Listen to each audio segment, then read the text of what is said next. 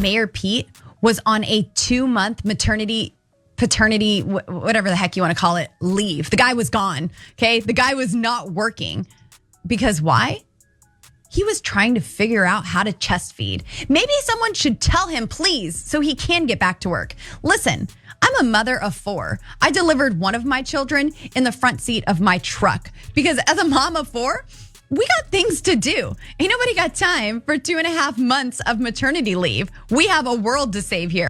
Ladies and gentlemen, the deplorable Congresswoman from Colorado, Lauren Boebert. Lauren Boebert is a habitual liar and a career criminal who married a sex offender, and the two of them poisoned several dozen people. Soon after the Boeberts opened their restaurant, a man who was in a fight in another part of Rifle wandered over to down the block from shooters and died of a meth overdose. So Lauren told everyone the man had been beat to death by another man's hands, and that it happened outside the restaurant, which is partially true in that the entire world is outside her restaurant. But it didn't matter to Boebert that the story was a complete fabrication where she profited off someone else's death, because Lauren Boebert will never miss an opportunity to take an opportunity. She and many others in the Trump orbit will eat their words with comedian Steve Hofstetter doing the spoon feeding. On January 6th of 2021, you had tens of thousands of people peacefully protesting, and yet the corporate media and Democrats slander them with the made-up term insurrectionist.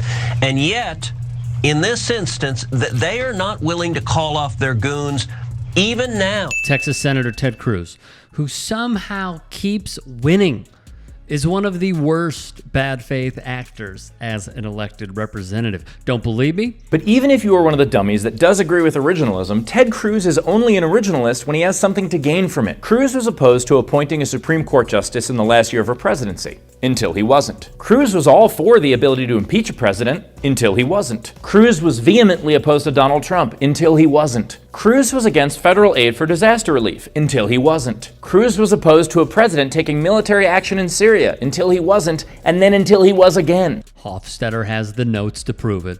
Matt Gaetz selected as the Attorney General. One of the things that the former president has said is that he will end the partisan weaponization of the justice system. You see him there on your screen. Former Congressman Matt Gaetz announced in a post on X he is withdrawing himself from consideration to be President-elect Donald Trump's pick for Attorney General. With this pick dead on arrival, it's time to revisit. Matt Gaetz is the son of a politician, who was the son of a politician. Matt Gaetz is so entrenched in the swamp that he was born in one. Before Gaetz ran for office, he got a DUI. But due to his political connections, the charges were tossed. It's unfair to say that Matt Gaetz is District 1 as a person. If District 1 had sex with Pensacola Spring Break, that would be Matt Gaetz. There's another thing that makes this particularly believable. In 2017, the House voted on a bill against human trafficking. And in a rare nonpartisan vote, every Democrat and every Republican voted for the bill, except Matt Gaetz. Matt Gaetz was the one congressman who voted against a bill that would try to end human trafficking. What reason could he possibly have?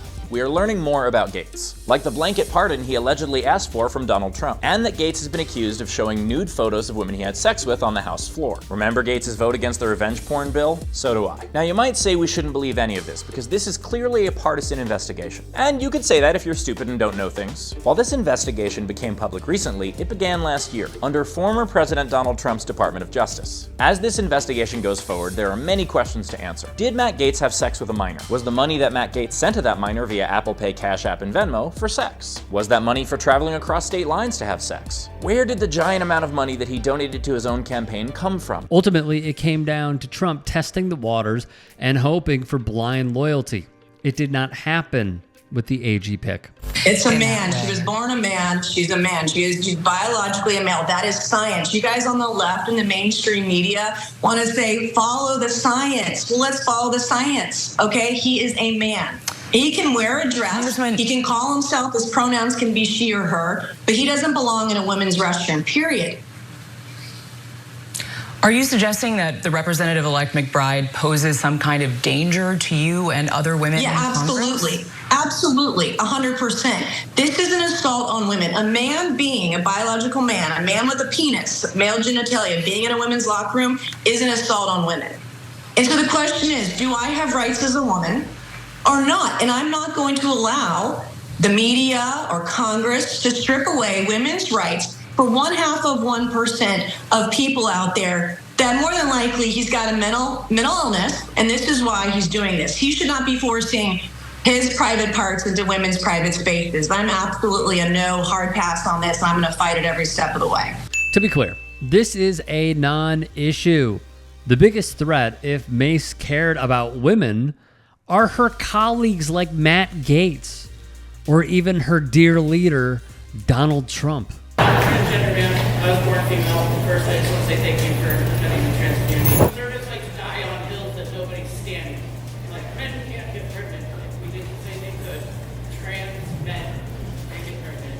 You may disagree there, men. What's your favorite hill that they die on? Capital.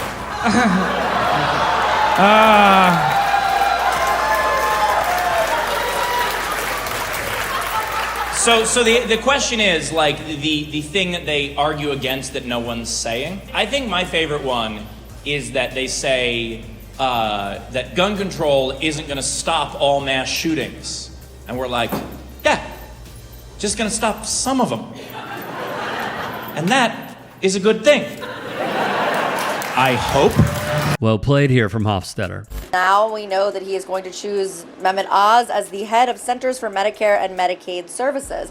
Now, a couple things to note about Dr. Oz. In addition to being a television doctor, he also is somebody that Donald Trump put up for Senate in 2022 in Pennsylvania and lost. He was very unhappy with Dr. Oz at that point, but obviously they have cleared the air since then, since he is naming him as part of his administration. It just continues to get worse, doesn't it? After losing his race in the state of Pennsylvania, where he allegedly used a family member's address to run, Oz is in Trump's cabinet, proving the worst people in the world continue getting rewarded. Dr. Oz is actually a doctor, a former cardiothoracic surgeon. That's the specialty of the heart and lungs, one of which I think he has. And despite Oz's attempt to appeal to rural Pennsylvania as a man of the people, he is very much not. Oz was a publicity-seeking fraud from the moment he got on his glider. During the 1996 World Series, fortune favored Mehmet Oz. Frank Torre, brother of then Yankees manager Joe Torre, needed heart surgery. The surgery was successful. So when the Yankees came back and won the World Series, Mehmet Oz got a ton of publicity, while the other doctors involved in the procedure did not court the media. Hospital administrators, his fellow doctors, and even the co-founder of Oz's Alternative Medicine Center all complained that Oz's love of attention was getting in the way of their work. His co-founder even went as far as to tell him to, quote, stop the media circus. But you can't tell a TV doctor to stop being a TV doctor.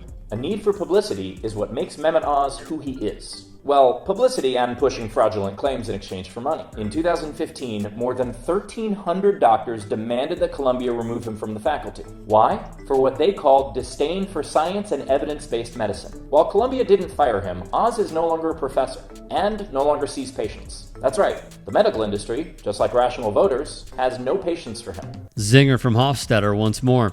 Look, Steve Hofstetter is a brilliant comedian who you should be watching and following. Check him out on YouTube and sub to his channel. Honestly, it'd be awesome if we could help get him to 1 million. For more online content, check out his Instagram under his name. Ditto for Facebook, where he has over 861,000 followers, and on TikTok, where he can be found at The Hofstetter.